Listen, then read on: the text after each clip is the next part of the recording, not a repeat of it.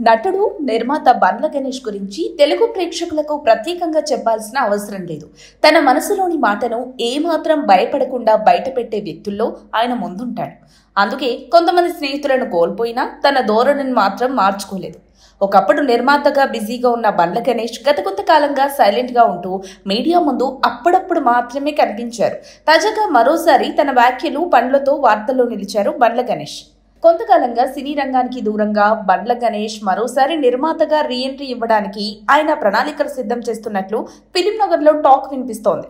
ఈ నేపథ్యంలో తన ఇంట దీపావళి సంబరాలను ఘనంగా నిర్వహించారు.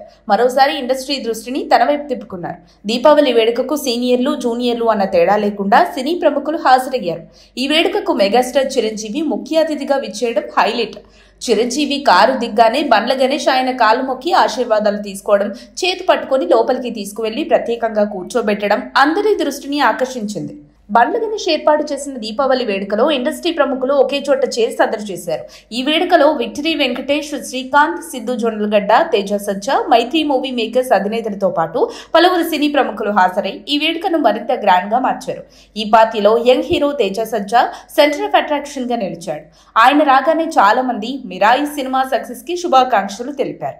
లోపలికి వెళ్లిన తేజ సీనియర్లను ఆప్యాయంగా పలకరించగా బండ్ల గణేష్ అతన్ని ప్రత్యేకంగా పక్కకు తీసుకువెళ్లి ఫోటోలు దిగాడు.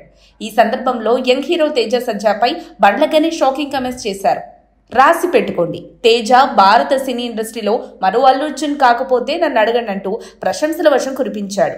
ఈ వీడియో సోషల్ మీడియాలో వైరల్ అవుతూ నెటిజన్లలో చర్చనీయాంశంగా మారింది. హనుమాన్, మిరాయ్ వంటి హిట్లతో పాన్ ఇండియా రేంజ్ లో క్రేజ్ తెచ్చుకున్న తేజపై బండ్ల ప్రశంసలు యువ హీరోకి మరింత బూస్ట్ ఇచ్చాయని చెప్పాలి. తేజ సజ్జాతో బండ్ల గణేష్ ఏదైనా సినిమా ప్లాన్ చేస్తున్నారా అని నెటిజన్లు కామెంట్స్ చేస్తున్నారు. బండ్ల గణేష్ వివాదాస్పద వ్యాఖ్యలతో వార్తల్లో నిలిచిన విషయం మనందరికీ తెలిసిందే.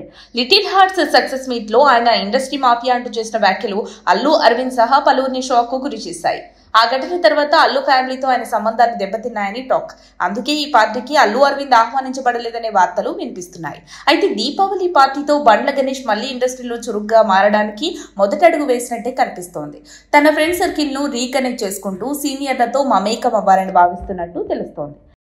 అయితే బండ్ల గణేష్ తేజ సజ్జా గురించి అన్న మాటల వెనుక నమో పరిశోధన మొదలైంది.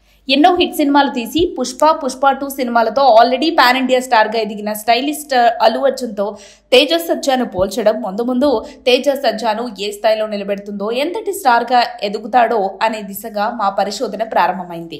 బండ్ల గణేష్ మాటలకు ఎంత శక్తి ఉంది, ఆ మాటలు అన్న సందర్భం ఎంతటి ప్రభావం చూపుతుందో ఇంకా పరిశోధించి మీ ముందుంచుతాం. అప్పటి వరకు మీరు కూడా మాతో కనెక్ట్ అయి పరిశోధన దిశగా అడుగులు వేయండి.